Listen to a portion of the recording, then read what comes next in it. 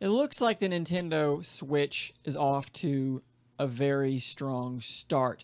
A new report on GameIndustry.biz has the Switch already moving 1.5 million units in the 11 days it's been on sale. Now, a lot of these numbers are not complete, and a lot of these are somewhat estimates. We're looking at around 500,000 units in the United States alone, another 360,000 in Japan, and the rest being made up from different areas of Europe, France, UK, etc., all selling around 100,000 units. This is very impressive for a lot of reasons. If we page over here to some of the biggest launches in history, and I'm looking here at vgsales.wikia.com, you can see that the PlayStation 4 moved 1 million units on day one, and then you're looking at 2.5 million in its first 15 days. So you figure it's been 11 days and you're at 1.5 million. Those numbers might not be complete. So granted, the PS4 had an unbelievable launch, so it's almost unfair to compare anything to it. The Switch is doing very well. 1.5 million in 2 weeks, less than 2 weeks, is very impressive. The idea that they hit 2 million by the end of March, which is what their intention was, is absolutely doable. You look at some other huge systems. The PlayStation 2, 500,000 sold and shipped in one weekend. Very impressive. 1 million in 10 days. So that puts the Switch 1 million in 10 days. It looks like in Japan. So 1 million in 10 days, another 500K in the weekend. So you could say that the PS2 probably sold around 2 million in its first 10 days. So it's lagging behind the PS2 and the PS4. But in terms of other really big systems, like here's the 360, you look at these numbers here, 330,000 in 2 weeks. I mean, it's going to top the 360.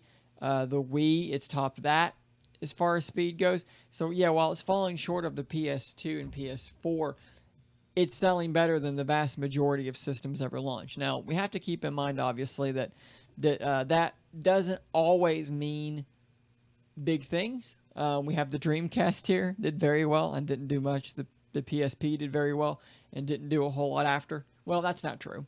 It sold like 80 million units, but no one remembers that. So scratch the PSP mention, because the PSP did do well. Don't be a history denier. It did do well. But we also have instances where systems like the 3DS didn't sell very well at all at launch, but then turned around and became quite successful. So launches don't necessarily mean everything, and what's really going to be the test here is what games people are buying, what games are coming out, and how the system continues to grow. I think another really interesting stat here is that about 89% of Switch owners have bought the new Zelda game, which amounts to about 1.3 million sales. That's about what I would expect. If you bought a Switch and you didn't buy Zelda, I would be questioning what exactly you bought it for. That seems sort of strange. So, as they're saying here, solid start to life, but now the challenge is to maintain momentum. So yeah, and they mention here as well that the 3DS started strong, but it quickly faded after release, and it forced them to accelerate development and to regain their momentum. So now, yeah, that is the big question: is after a strong 2 weeks, after a March where they should hit 2 million units, what happens in April? What happens afterwards? Can they continue growing? Will there be a constant trickle of new titles, or is it going to be a new Nintendo game every 6 months with some indie games in between that people probably aren't going to go wild buying the system for? That is the real question that will have to be answered in due time. But I thought these numbers were quite interesting and quite encouraging. You really couldn't ask for more. It doesn't necessarily speak to the future, but you couldn't really hope for a better launch. So just wanted to pass those numbers along. And as always, stay nerdy, my friends.